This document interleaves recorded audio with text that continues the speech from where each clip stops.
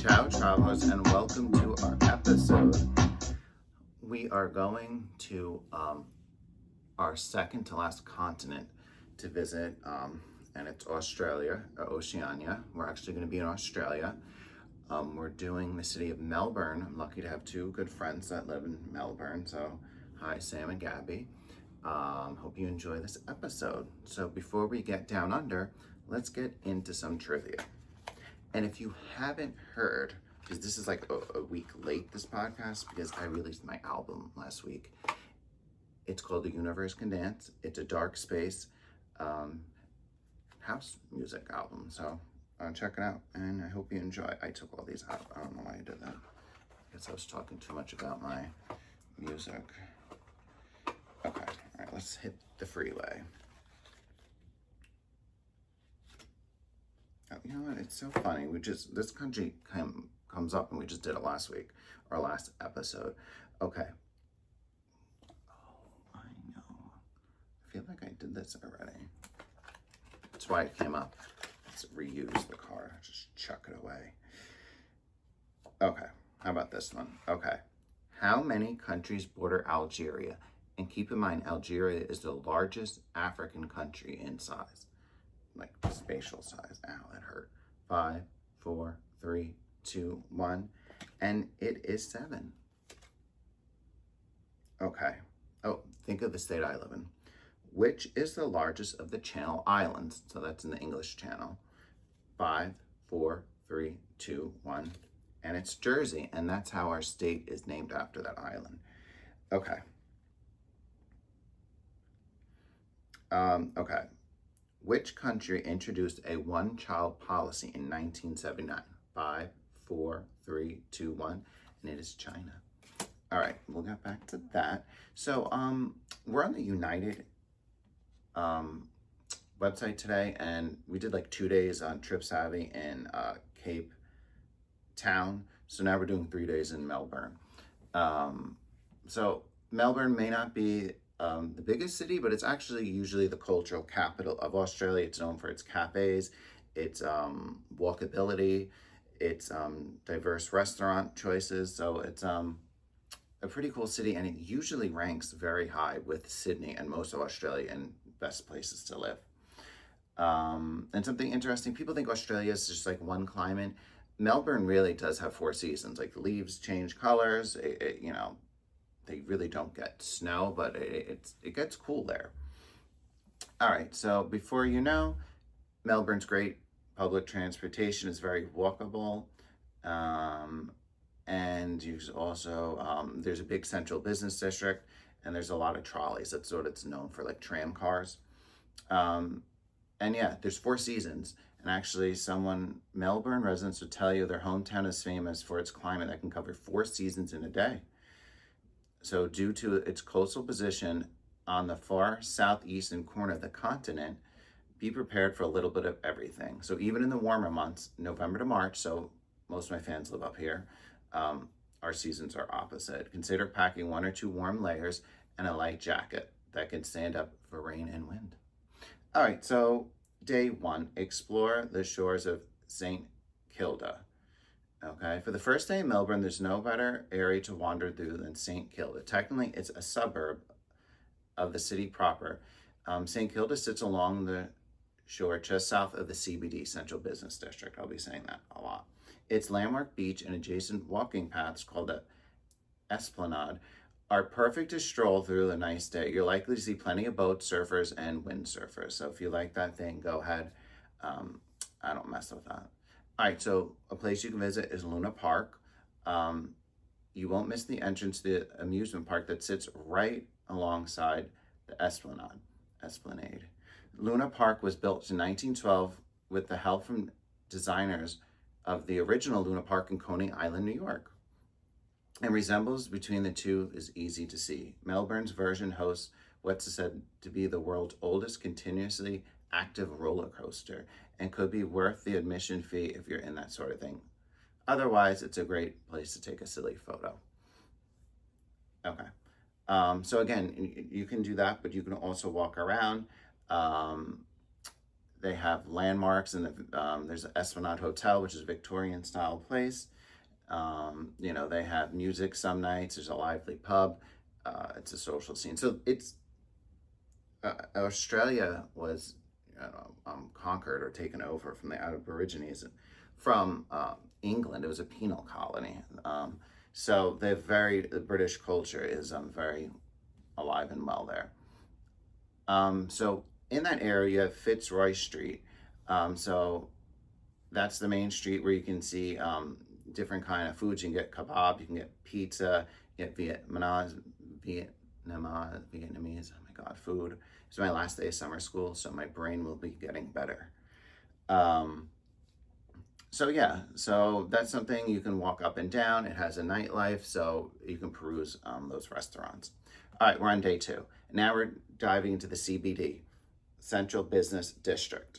Okay, so Melbourne may be the cultural capital of Australia, but its CBD is hardly lacking in prominence either. In fact, with 77 skyscrapers of at least 150 meters in height, Melbourne has the most high-rises of any Australian city.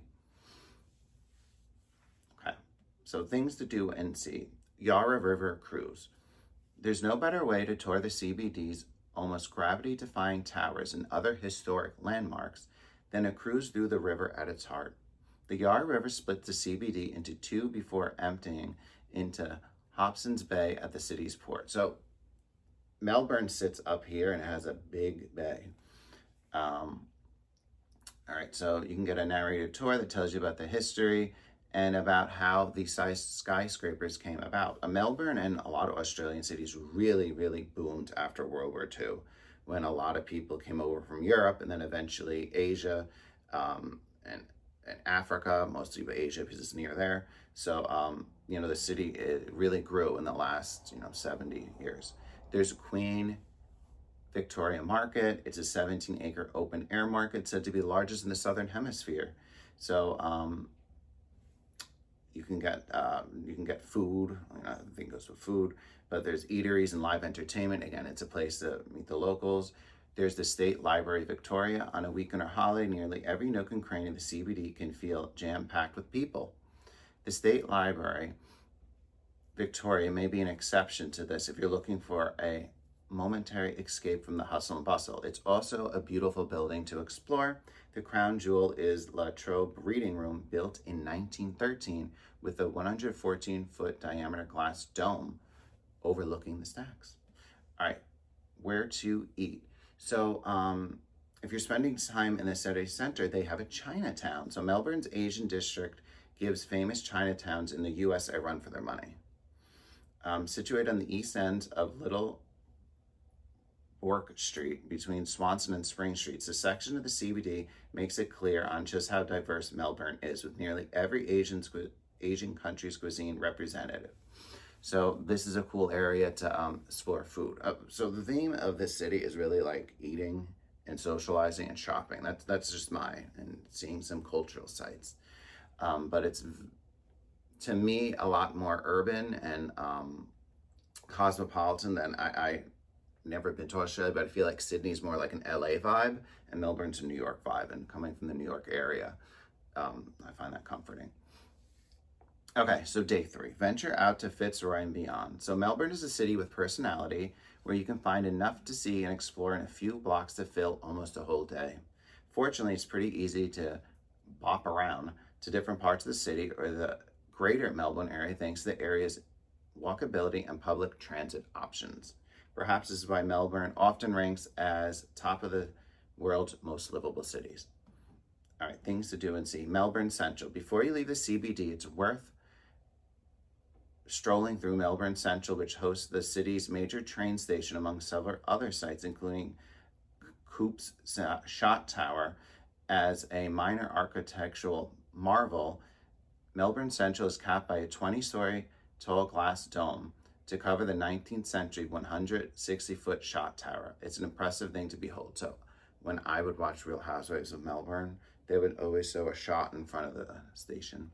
This is something cool that I like to go when I see cities or their gardens. So they have the Royal Botanic Gardens of Victoria, It's 90 acres, and you'll see a variety of plants from local flora and fauna to specimens from Asia and Africa.